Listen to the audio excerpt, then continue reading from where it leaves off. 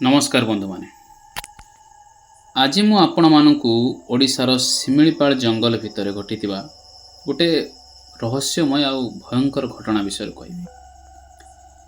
यह हूँ मयूरभंज जिलार जो बारहगामुड़ा अंचल गोटे अभिशप्त ओलटा गछर कहानी। मो ना विक्रम केशरी साहू 2023 मसीह मु शिमिलीपाल अरण्य फॉरेस्ट गार्ड भाव में चाकरी पाई। प्रकृति प्रति मोर भल पाइबा थिबारु एही चाकरी मोर स्वप्न भलिया थिला। मोर पोस्टिंग हेइथिला सेही बारहगामुड़ा रेंज रे, जहाँ जंगल रो बहुत भीतर अंचल अवस्थित थिला। सेटारे मो सह काम करुथिले शुक्रा माझी नामक जड़े अभिज्ञ आदिवासी कर्मचारी। से प्राय 25 वर्ष धरी से जंगल काम करुथिले आ जंगलर प्रत्येक रहस्य सहित से परिचित थिले, जेहेतु से लोकल थिले। कथा 2024 मसीहार जनवरी मासर जड़े गोटे शीतल राति रे आमको जंगल गोटे निषिद्ध अंचल को पेट्रोलिंग पाई पठा जाइथिला। सेही अंचल ना थिला जोन 9, मतलब 9 नंबर जोन रो नाटा थिला। जंगल विभाग रो साधारण कर्मचारी माने मध्य सेठाकू बहुत कम जाउथिले।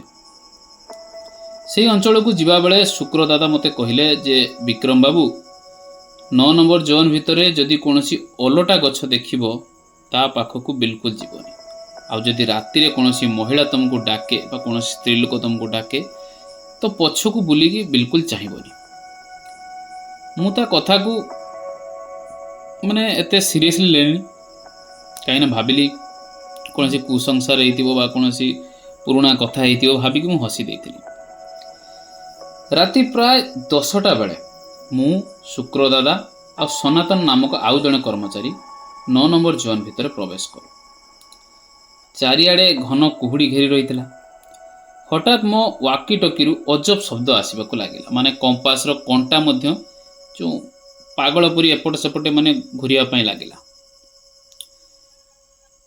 मु टॉर्च आलोक आगो को मारिवा सहित आम सामने गोटे अजब गछ देखागला। कौन थिला अजब ना तार चेर गुड़िक आकाश को बढ़ीला आ तार डाल पत्र माटी तल को बसी जाइथिला, माने संपूर्ण ओलटा गछ। गछटी चारिपाखरे अजब दुर्गंध देखा जाउथिला। शुक्र दादा पूरा भयभीत होई मते पछकू फेरिबाकू कहले। ठीक सेही समय गछर गंडी फाटिबाकू लागिला आ काठ जेमिति मनिषर चमड़ा भली तरली जाउथिला। ता भितरु बाहरिला जणे भयंकर महिला आ ता आखिरु गोटे कला तरल पदार्थ बाहर आ नख गुड़िक अस्वाभाविक भाव में लंबा थिला।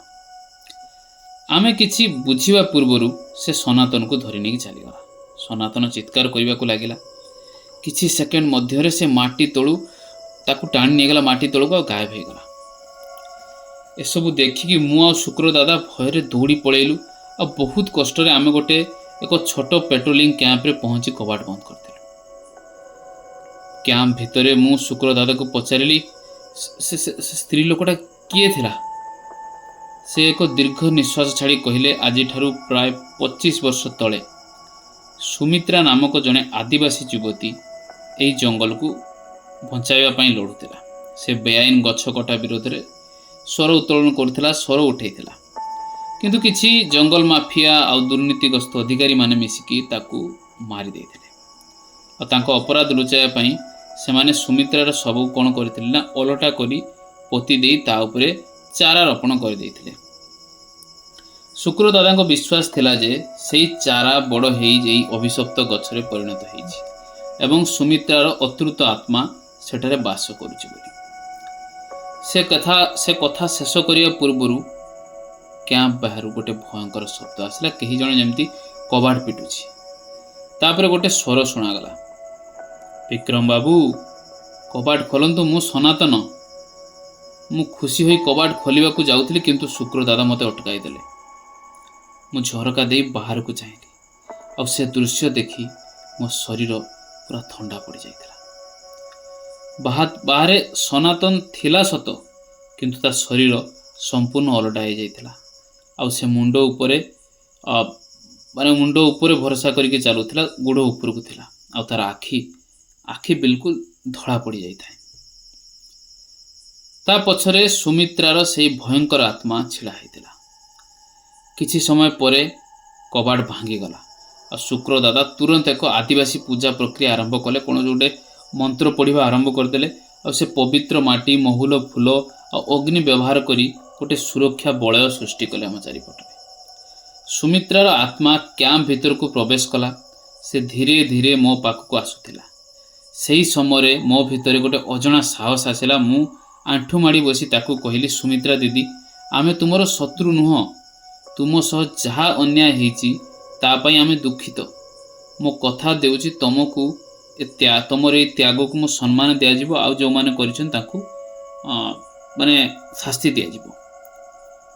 मो कथा शुणी सुमित्रार आखिरे क्रोध धीरे धीरे कमिला प्रथम थर पर ता मुहरे शांति देखागला से मते चाहि कहला समस्ते मते राक्षस भाविचंती केही मो दुख बुझी नांती तापर तार भयंकर रूप धीरे धीरे बदली गला से जड़े साधारण आदिवासी युवतीर रूप धारण कला किछि मुहूर्त पर तार शरीर आलोक परिणत हो आकाश आड़ को चलीगला आ से समय कैंप बाहर एक अलग प्रकार काश हबार शब्द आसिला आमे दौड़ी जाई देखिलु सनातन अचेत अवस्था पड़ी किंतु से बंची थिला। सकाळे जंगल विभाग अधिकारी माने आसिले आमे सेमानकु सबु सत घटना कहिलु परे सेई अंचल रे सुरक्षित घोषणा करागला आ साधारण लोके प्रवेश बंद करागला सुरक्षित भाव स्थानीय लोकंक सह मिसी सुमित्रार स्मृति रे पूजा करागला।